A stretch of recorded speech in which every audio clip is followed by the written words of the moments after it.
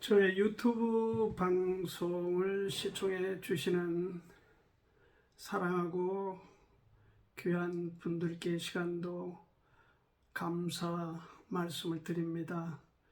이 시간도 우리가 함께 존귀하신 주님 앞에 영광을 돌리는 시간으로 그렇게 쓰여지면 좋겠습니다. 지난 우리가 연휴를 보냈죠. 명절 연휴를 보냈는데 여러분 잘 다 지내시고 또 정상으로 돌아가셨으리라 이렇게 봅니다. 저는 제사라고 하는 주제로 바른 제사, 여기에 대한 바른 인식을 갖도록 이 명절을 맞아서 한 사람에게라도 의식을 바르게 하도록 그런 참 간절함으로 말씀을 나누었습니다. 그래서 오늘은 다시 이 로마서 둘째 번 시간으로 교리편에 이어서 이제는 실천 곧 삶에 관한 분야를 같이 오늘 주어진 시간을 나누고자 합니다. 그래서 제목을 성도가 가야 하는 정상의 길, 이렇게 로마 12장 1절부터 16장 27절 마지막 절까지로 범위를 잡았습니다. 이미 여러분들에게 저의 유튜브 방송을 시청하신 분들은 아시겠지만 아나로기아 피데이라는 제가 설명을 드린 적이 있습니다. 오늘 다시 설명드릴 필요를 느낍니다. 이 말은 신앙의 유비 또는 믿음의 분수, 믿음의 분량, 이런 의미로도 해석이 가능한 용어입니다. 라틴어로 아나로기아 피데이. 쉽게 풀어 설명을 드리자면 성경은 66권 구약과 신약에서도 복음서, 사도행전, 서신서, 그리고 계시록 이렇게 되어 있는 바 밝은 곳에서 어두운 곳으로 봐야 된다. 실체를 두고 그림자를 봐야 되지, 그림자를 갖고 실체를 보거나 그림자와 실체를 동등선상에서 보면은 성경은 모순이 이루어지고 건강하게 보는 방법은 아니다 하는 말씀을 드렸습니다. 그러므로 구약과 신약에 있어서 밝은 곳은 신약 성경입니다.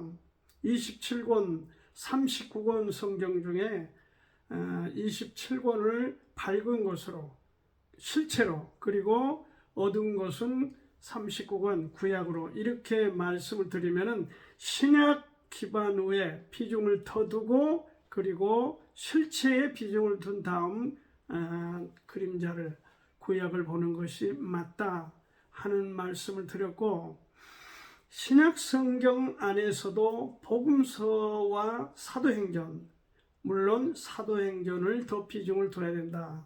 그리고 복음서를 봐야 되고, 서신서와 사도행전, 거기는 서신서를 더 비중을 두고 더 밝게 보고 더 오래된 곳으로, 어두운 곳으로 그렇게 보아야 균형이 맞다.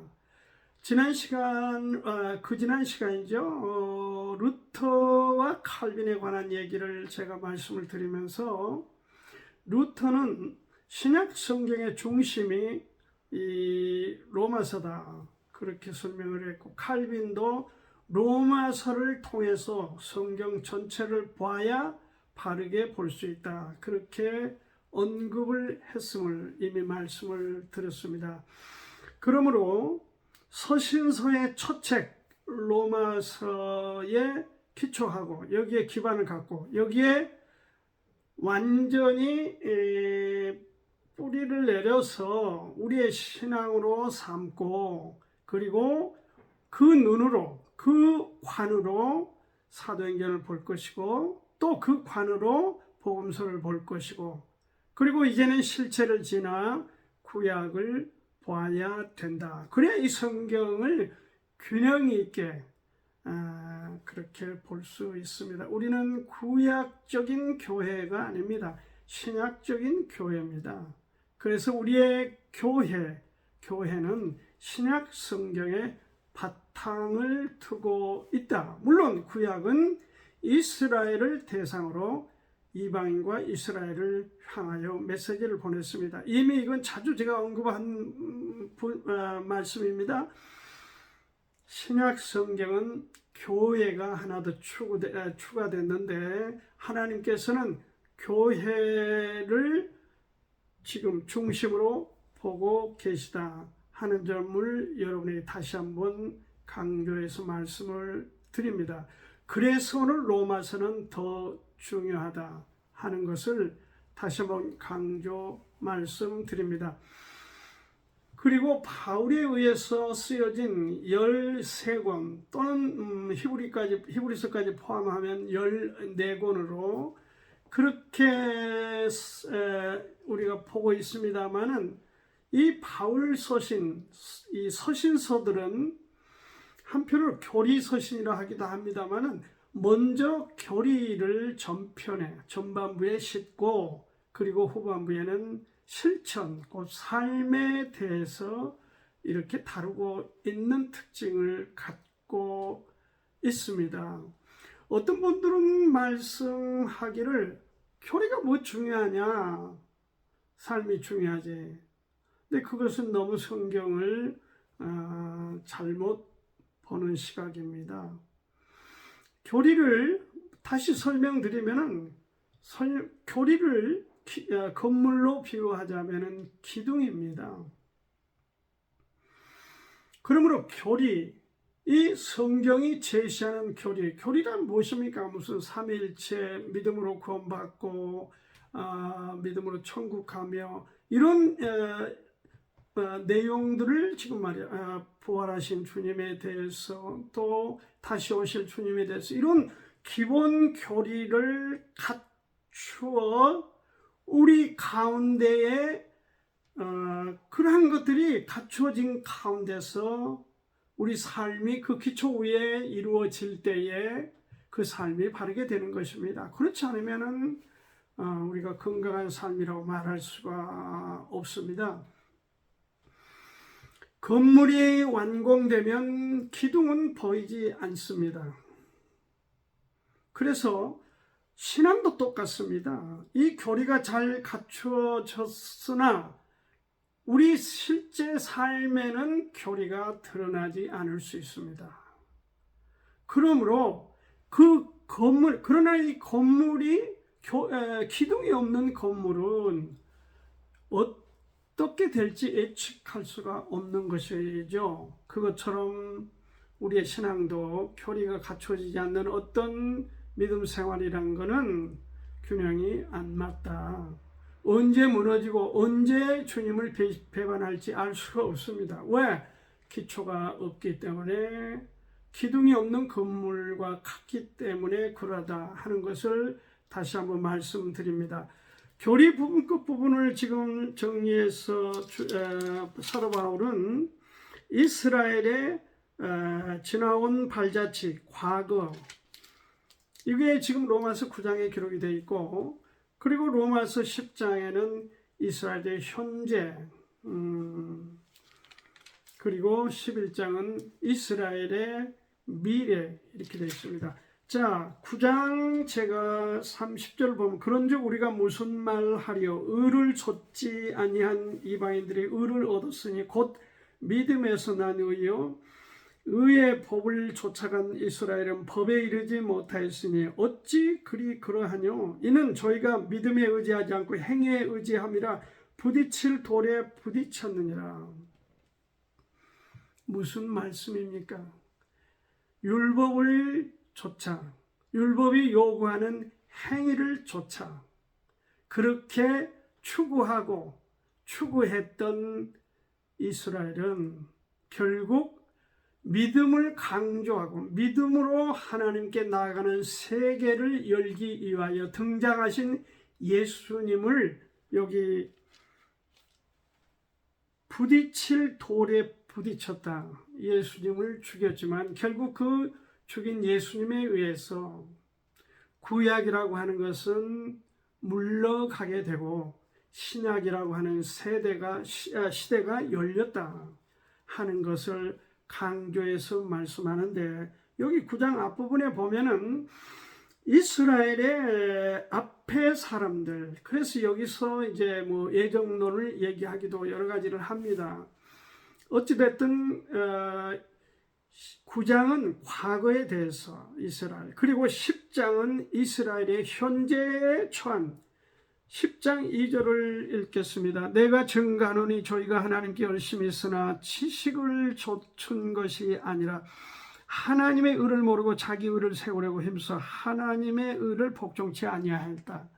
하나님이 가르치시는 예수 그리스도의 신약을 여는 은혜 시대를 거부하고, 어떻게 보면 자기 독선, 자기 함정에 빠져서 그렇게 하나님으로부터 제쳐졌다는 것입니다. 누가? 이스라엘이 그러하다는 것입니다. 왜? 그들은 행위를 강조하고 그들은 또한 율법을 강조하고 거기에 집중해 있기 때문에 오히려 믿음을 강조하고 하나님께 예수님을 통해서 나아간다고 하는 그 길에 대해서 믿고 전하는 사람들, 이방인들을 무시했습니다. 조롱했어요. 누가? 이스라엘 사람들이. 왜? 자기들의 종교적 우월 의식에 따라서 그렇게 했습니다. 잘못된 것이죠. 10장 19절에 보니까 있습니다. 그러나 내가 말하노니 이스라엘이 알지 못하였느냐. 먼저 모세가 이르되 내가 백성 아닌 자로서 너희를 시기나게 하여 미련한 백성으로서 너희를 노엽게 하리라.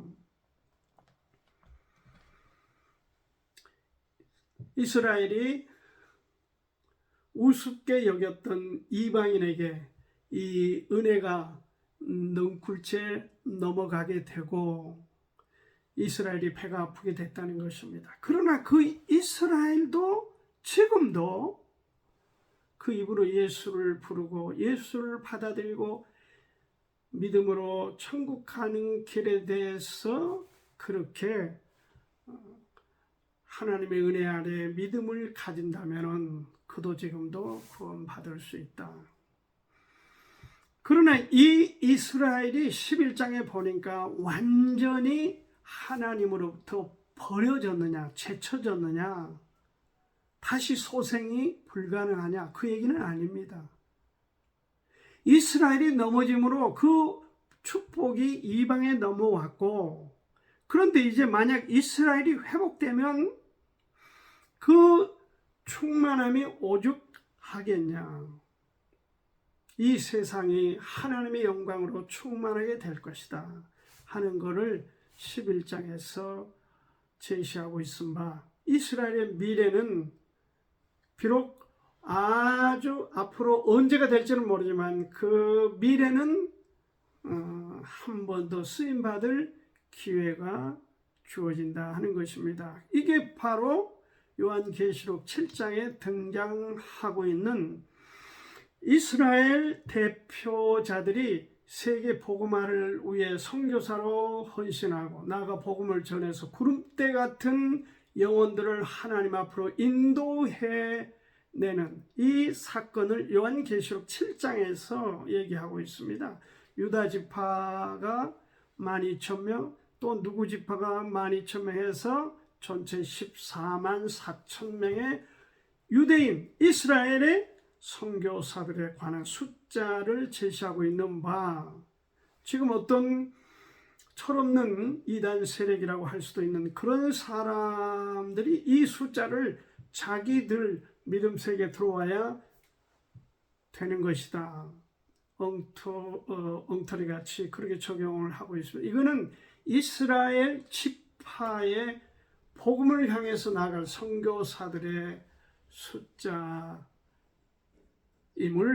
여러분이 여기 로마서 11장을 연결해서 보면은 무리 없이 볼 수 있다 이렇게 봅니다. 오늘은 이 로마서 12장을 주어진 시간에 같이 나누고 싶습니다. 먼저 이 교회 생활에 있어서 12장 앞서서 교회 생활에 앞서서 12장 1절 2절을 보면은 그러므로 형제들아 내가 하나님의 모든 자비하심으로 너희를 권하노니 너희 몸을 하나님이 기뻐하시는 거룩한 산제사로 드리라. 이는 너희의 드릴 영적 예배니라. 너희는 이 세대를 본받지 말고 오직 마음을 새롭게 함으로 변화를 받아 하나님의 선하시고 기뻐하시고 온전한 뜻이 무엇인지 분별하도록 하라. 구원받는 그리스도인들의 삶의 첫 단계는 하나님께 동행하는 헌신입니다. 이것을 지난번에 설명을 드렸습니다. 삶이 그의 신앙이 하나님 주님과 동행해 가는 것을 산 제사다. Living Sacrifice 이렇게 설명하고 있다 하는 것을 이미 말씀을 드렸습니다. 여기서 중요한 건 하나님의 긍휼의 관점에서 권한다는 것입니다. 하나님의 긍휼의 관점에서 하나님이 우리를 불쌍히 여기는 그런 하나님이 우리를 보고 계시는데 그런 관점에서 충고하기를 너희 몸을 드려라. 주님과 동행해라 하는 것을 말씀하고 있습니다. 그리고 여기 이 세대를 본받지 말라. 2절에 그렇게 말씀하셨죠. 이 세대를 본받지 말라는 to the pattern of this world. 이 세상의 패턴을 따르지 말아라. 구조를 따르지 말아라. 패턴. 이 세상이 갖고 있는 어떤 흐름, 그 패턴을 따르지 말고 변화를 받아서 영적으로 변화를 받아 주님과 동행해 가는 그 삶, 그런 삶을 갖추라. 그런 사람, 그리스도인으로 정상의 길을 가는 사람들에게 첫째 지금 여기 삶의 흐름을 잡아주는 것이 교회 생활입니다. 그래서 여기 지금 3절 이후에 로마서 12장 3절 이후에서 내게 주신 은혜로 말미암아 너희 중 각 사람에게 말하노니 마땅히 생각할 그 이상의 생각을 품지 말고 오직 하나님께서 각 사람에게 나눠주신 믿음의 분량대로 지혜롭게 생각하라. 그러면서 바울은 몸을 먼저 말하고 있습니다. 몸이 무엇입니까? 교회입니다. 몸에는 뭐가 붙어 있습니까? 지체들이 붙어 있습니다. 여기 팔이 있고 다리가 있고 무슨 목이 있고 여러 지체들이 모아져서 몸을 이룬 것처럼 몸인 교회에는 이 아무개, 저 아무개, 김 아무개, 신 아무개 등 많은 지체들이 모여서 몸을 이루는 것이고 그 지체들에게 어떤 역할 할 수 있는, 잘할 수 있는 그런 탤런트, 재능, 그것을 여기서 은사라고 하는데 영어로는 기프트니까 선물이라고 할 수도 있다. 하나님께서 지체에게 그 지체로서 역할을 몸을 위해서 할 수 있도록 어떤 중요한 개성 있는 그런 자질이랄까요? 특성을 주셨는데 그게 여기서 말한 은사입니다.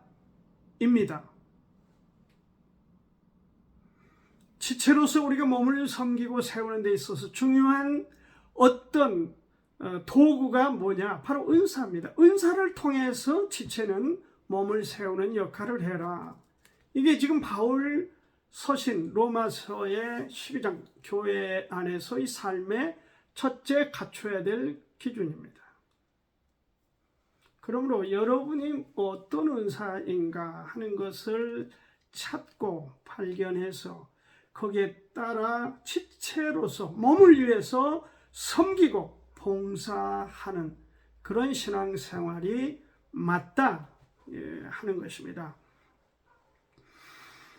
여기 보면은 7가지의 은사를 얘기하고 있습니다. 대체적으로 분류를 해보면 이 7가지 중에 하나가 해당이 되는 것이죠. 그리스도인들에게 애언에 대해서 이게 하나님의 말씀을 잘 깨닫는 특별한 은사들이 있죠. 그 다음에 봉사적 섬김에 대해서, 그 다음에 가르침에 대해서 하나님의 말씀을 깨닫고 알고 있는 바를 다른 사람들에게 조리 있게 잘 정리하여 가르치는 은사. 그 다음에 권위. 권위라는 것은 격려하는 걸 얘기하는 것입니다. 북 돋는 거, 권위. 그러니까 힘이 빠진 사람, 여러 가지 신앙생활에 갈등이 있을 때 또는 세상에 무거운 짐을 지고 허덕일 때 여러 가운데에 대해서 어떤 주님의 말씀으로 권위해서 사람을 일으켜 세우는 그런 은사. 그 다음에 어려운 사람을 돕는 구제 은사가 있고요. 전체적으로 교회나 어떤 조직을 이끌어가는 그런 다스림의 은사가 있고요. 남을 불쌍히 여기는 그런 은사 등이 있습니다.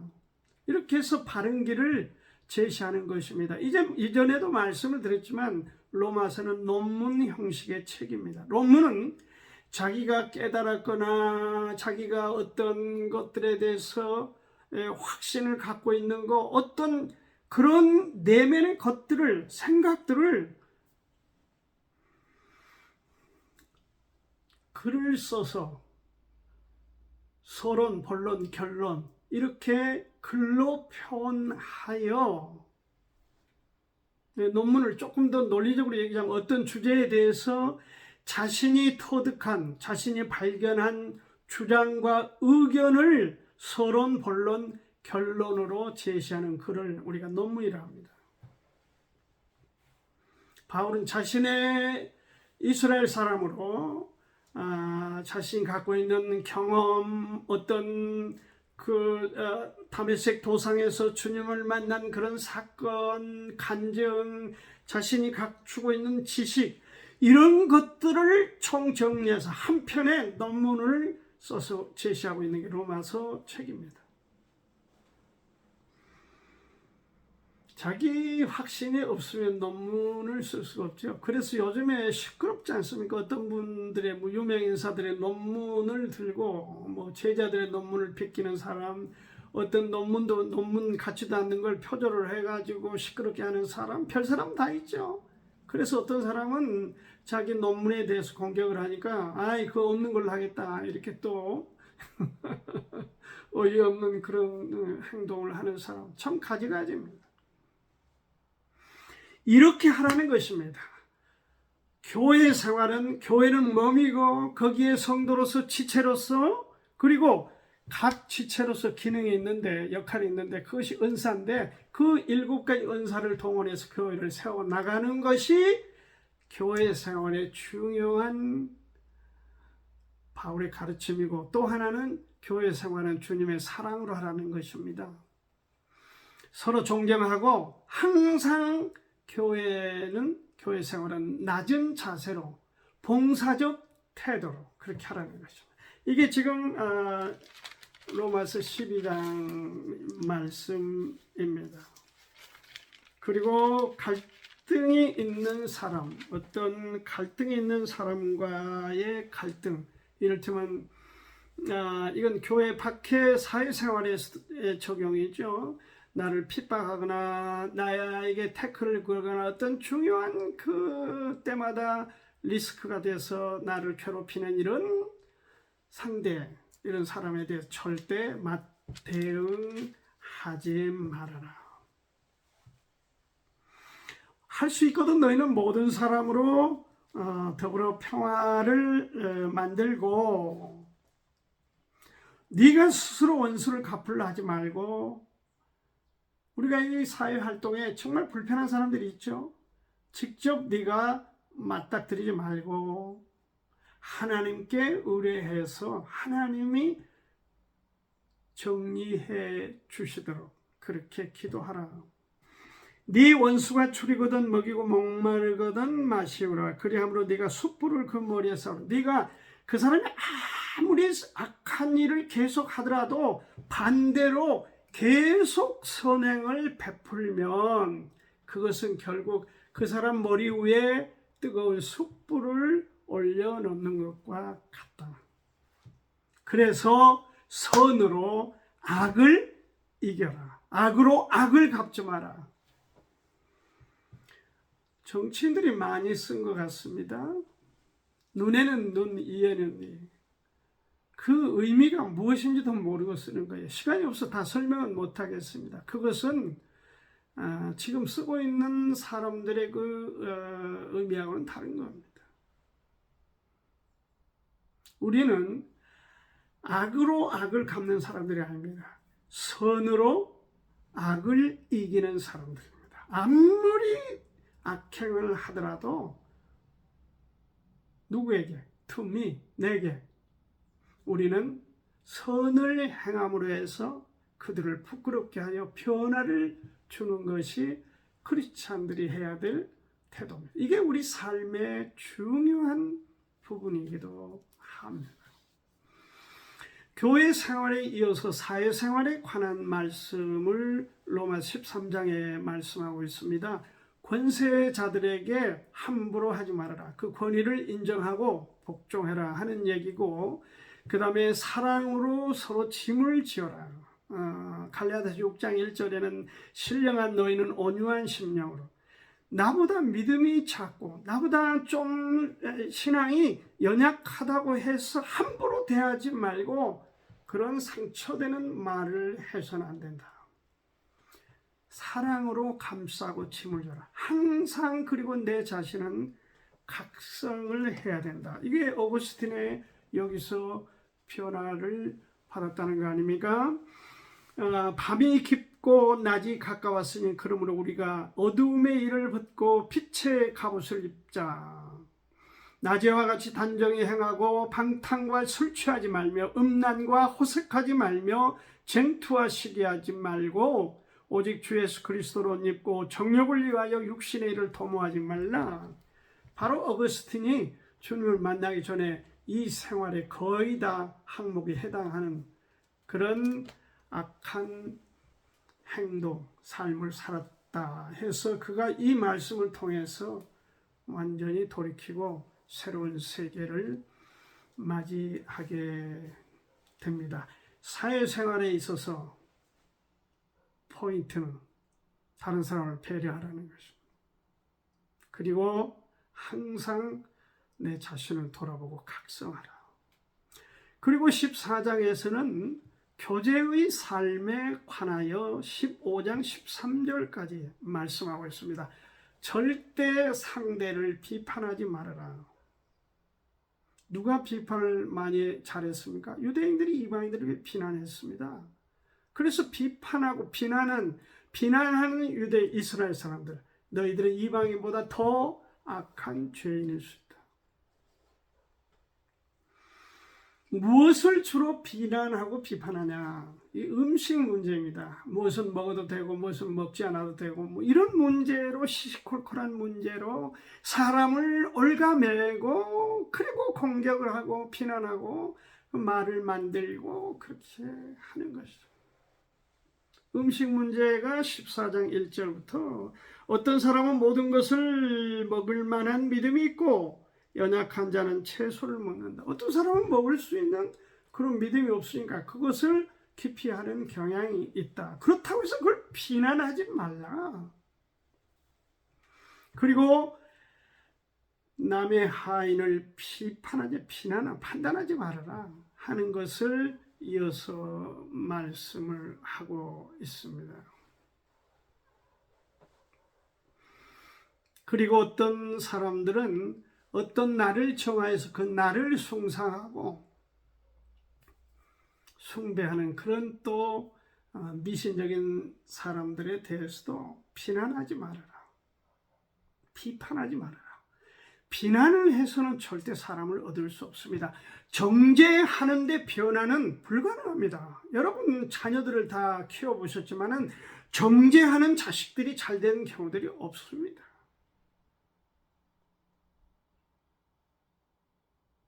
이는 차가운 냉장고에서 달걀이 병아리로 부화할 수 없는 것과 같은 이치입니다. 은혜로워야 됩니다. 비록 음식의 문제, 하인의 문제 또는 어떤 날을 지키고 뭐 어떻게 한다 해서 그 날이 이라는 게 어떤 선이 있느니 없느니 무슨 선이 있고 없습니까? 다 그날 다 똑같은 날이고 어제와 오늘은 무슨 특별한 사람들이 그렇게 미신적으로 만들어서 짜맞춰 놓은 거지 무슨 뭐 어느 날은 손이 있고 없고 그런 것들은 다 의미가 사실 없습니다. 믿음 안에서. 그러나 그런 걸 숭상한다고 손가락질하고 비난하면은 그런 사람들이 어떻게 주님 안에 들어올 수 있겠냐. 지금 그런 우리의 삶이 보다 관대하고 용납을 하고 남을 배려하는 그런 쪽으로 가야 맞는 거다.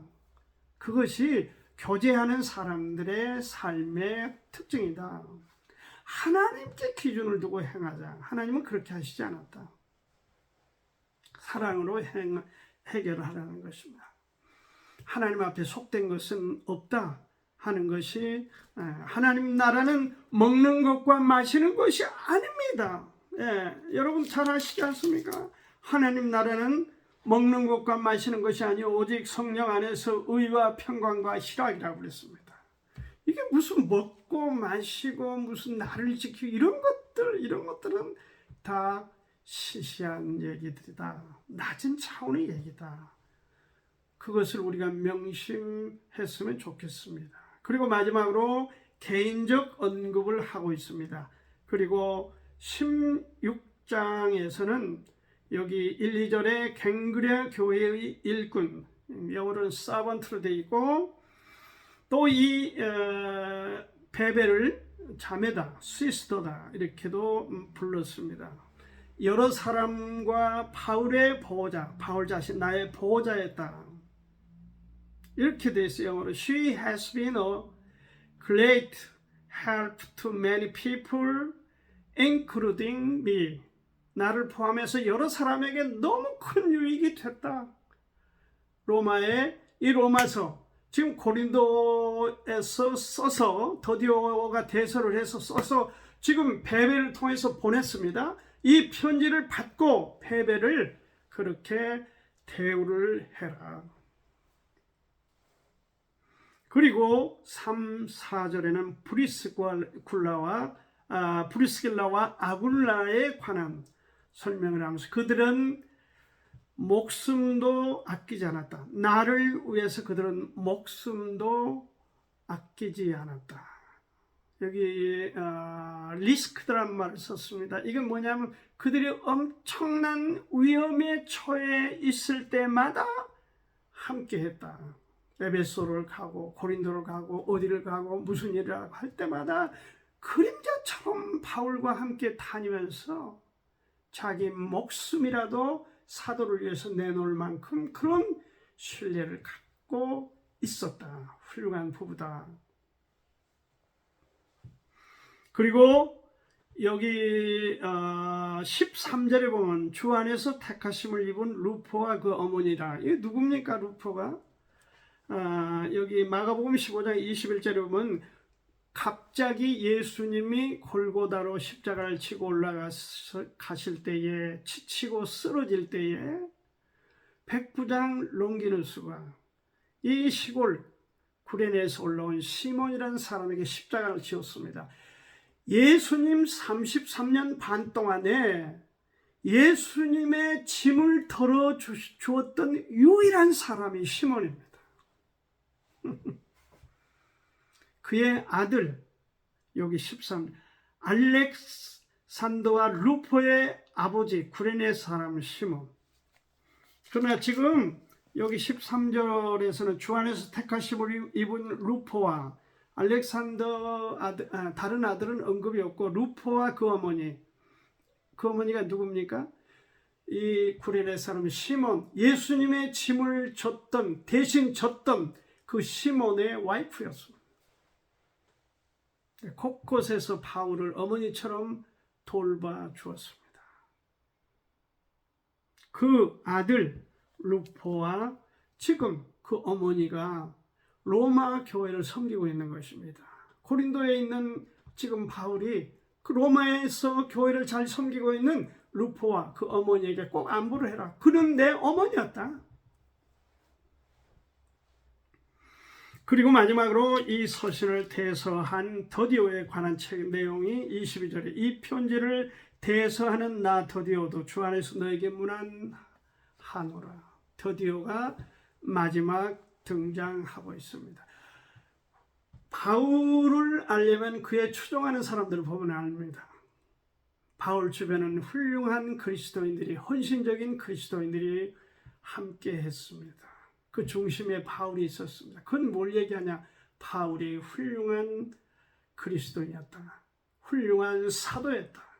그는 주님을 위하여 기꺼이 자기 하나밖에 없는 목숨도 내던질 만큼 헌신적이고 희생적이고 오직 주님만을 위해서 생애를 살아왔던 그 바울, 그 주변에는 동일하게 그렇게 헌신적이고 희생적인 사람이 함께 했었다. 그 사람을 추종하는 사람을 보면은 그 지도자를 알 수 있다. 그렇게 제가 아주 오래전에 어느 책에서 읽은 내용이 있습니다. 당신을 알려면 당신 주변에 어떤 사람이 있느냐, 그걸 보면 알 수 있다. 그 얘기입니다. 깡패는 주변이 깡패로 가득 차 있습니다. 경건한 그리스도인들에게는 또한 경건한 크리스천들이 함께 하게 되는 것입니다. 그러므로 오늘 말씀을 끝내면서 성도가 가야 하는 정상의 길, 그는 교회 생활에서, 사회 생활에서, 그리고 교제하는 삶 속에서, 그리고 여기 마지막으로 연약한 자를 불쌍히 여기는 낮은 자세로 우리의 삶의 기준을 잡아서 그렇게 살아가면 우리도 바울처럼은 어려울지 몰라도 바울을 쫓아가는 크리스찬이 될 수 있다고 믿습니다. 여러분의 삶을 축복합니다. 그리고 여러분의 건강과 승리의 삶을 또한 하나님 앞에 감사하고 그렇게 되어지기를 간절히 기도하면서 오늘 말씀을 줄입니다.